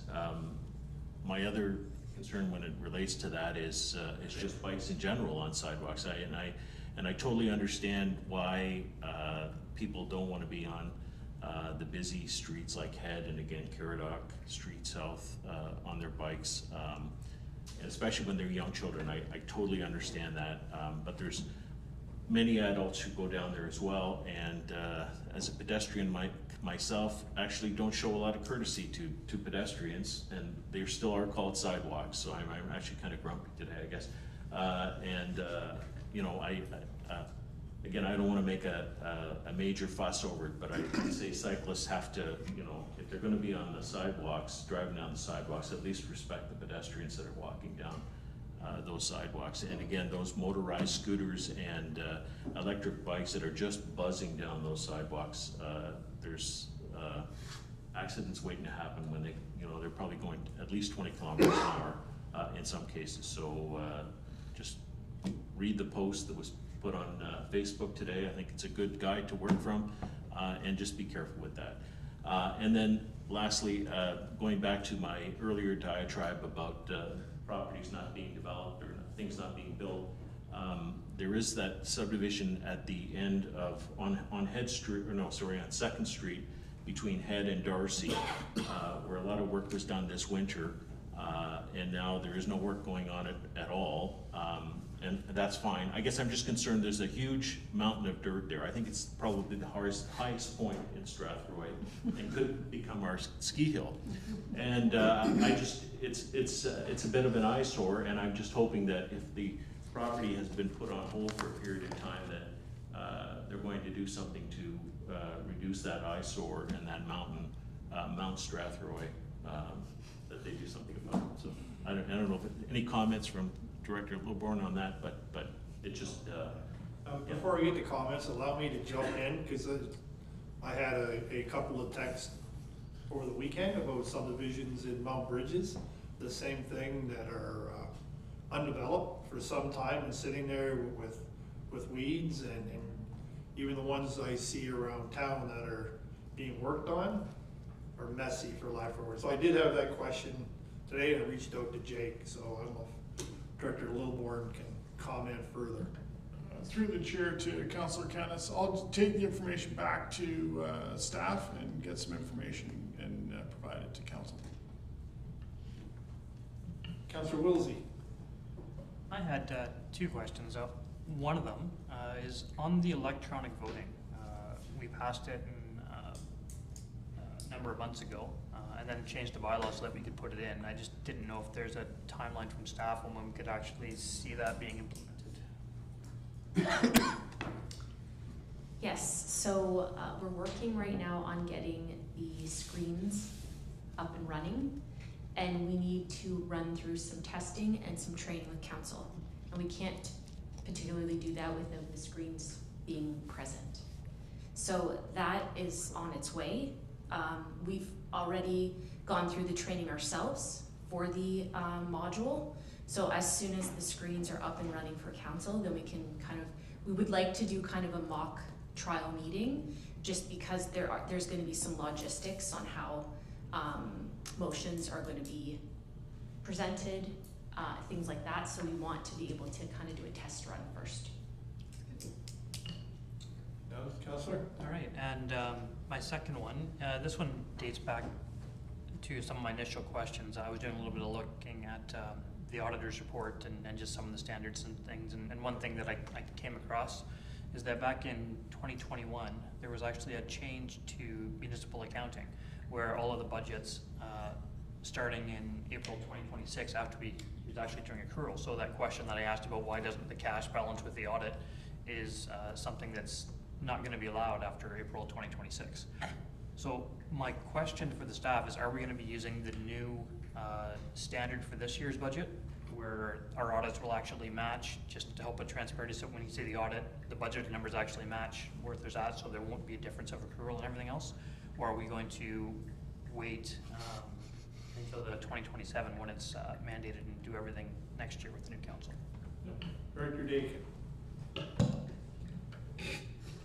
Through the chair to Councillor Wilsey, so I think probably the easiest answer to that question is we're happy to take direction from council on that. Now, somewhat reluctant in saying that from the standpoint of the new strong mayor powers. So the budget becomes the mayor's budget. So I guess having said that, if the mayor provides direction that we need to follow the standard for the 26th and ahead of the 26th, and we can do that. But I'm happy to follow whatever direction council would like to provide. Okay. Thank you. All the way where he is, Councillor Brennan, do you have any comments or inquiries? Nothing tonight, thank you very much, but I do know that over here, you don't tend to get scooters or bicycles on the sidewalks at all. Thank you. Councillor Peltman. Just happy to see that we passed 4 tenders today that were all under budget. So good work to staff on making good estimates and getting good tenders in. Councillor Derbyshire. Thank you. So, again, I've had a lot of time to ponder in a tractor, which is never really a good thing. But I find myself trying to figure out what exactly my role is, or our role is as council. We receive numerous calls from numerous people about things, you know, all the way from people drive too fast to people do silly things. What's the bylaw? How do I go about this? But lately I've received calls from people where they'll say, the paint truck just went down my road and now we're dumping new chip and tar over it. Who's making these decisions? Now, I don't throw anybody under the bus, because that's not what we're supposed to do. But in my mind, I do wonder, who's making these decisions? Am I allowed to say anything, or is that an IC complaint? What exactly is the role of us sitting right here? Is it just to promote the happy good times of what's going on and stay out of the weeds and let people do their business? Or what exactly is our role? And I guess that's kind of my question, that we now have 3 weeks or however long this next break is from doing anything to ponder. So, you know, I'm glad some people find it humorous, but you know, it is something that we really do need to figure out what exactly we are to be doing here, if it isn't to be protecting the ratepayers and their money. Hey, Councillor Hammer, Deputy Mayor. Yeah, I just want to throw out that Thursday morning, our Director of Economic Development, Heather Lalonde, has an amazing grand opening for Burnbrae up 100 Wright Street. So anxious to participate in that, and I know the mayor's going to be there. I'm sure other councillors will be there. $100 million being invested in our community by an incredible company that's been here for probably as many years as the millions are, that being 100. So well done for all of our staff, and particularly our Director Heather Lalonde for pulling this whole thing together. And here we are at the grand opening, so that's amazing. Thank you. I have nothing this evening. Motion to move in camera. Council may move into closed session. Council move into closed session at 7:55 p.m. for the purpose of discussing the following. One item in accordance with council's procedure bylaw for approving camera meeting minutes July 21st, 2025. One item pursuant to section 239 2F of the Municipal Act 2001 regarding advice that is subject to solicitor-client privilege, including communications necessary for that purpose, management and operations of concession services. So I'm going to bring a motion. Deputy Mayor, second by Councillor Kennis. All in favor? And I will point out we will take a break until 8:10 p.m. So all in favor? We all voted in favor. Adjourn until 8:10.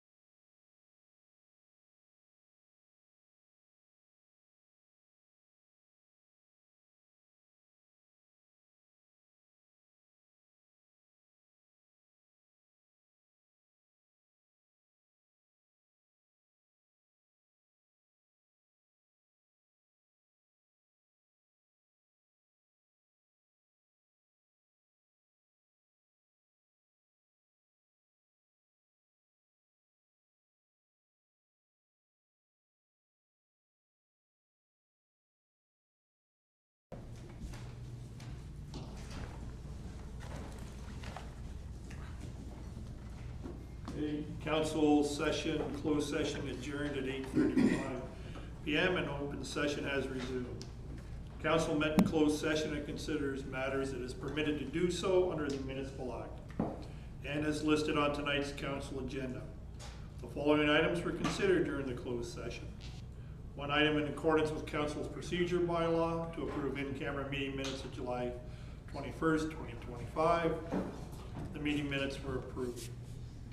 One item pursuant to section 239(2)(f) of the Municipal Act regarding advice that is subject to solicitor-client privilege, including communications necessary for that purpose. Council received legal advice. Direction was given to staff. Motion that the direction given in closed session be approved. Councillor Pelkman, second by Councillor Kennis. All in favor? The motion carries. Consideration of bylaws, there are three. Bylaws are there in front of us. So, bylaw number 8225, bylaw number 88-25, bylaw number 89-25, and bylaw number 9125 received first, second, third, and final reading. Councillor Pelkman, second by Councillor Palmer. All in favor? That motion carries. Next meeting is next Monday night, August 25th, Strategic Priorities meeting. Motion That's 2 or 3 Mondays. 25th, I apologize, I'm ahead of myself on the month to move. Motion that we adjourn at 8:38. Deputy Mayor, second by Councillor Pelkman. All in favor? We are adjourned. Thank you, Councillor.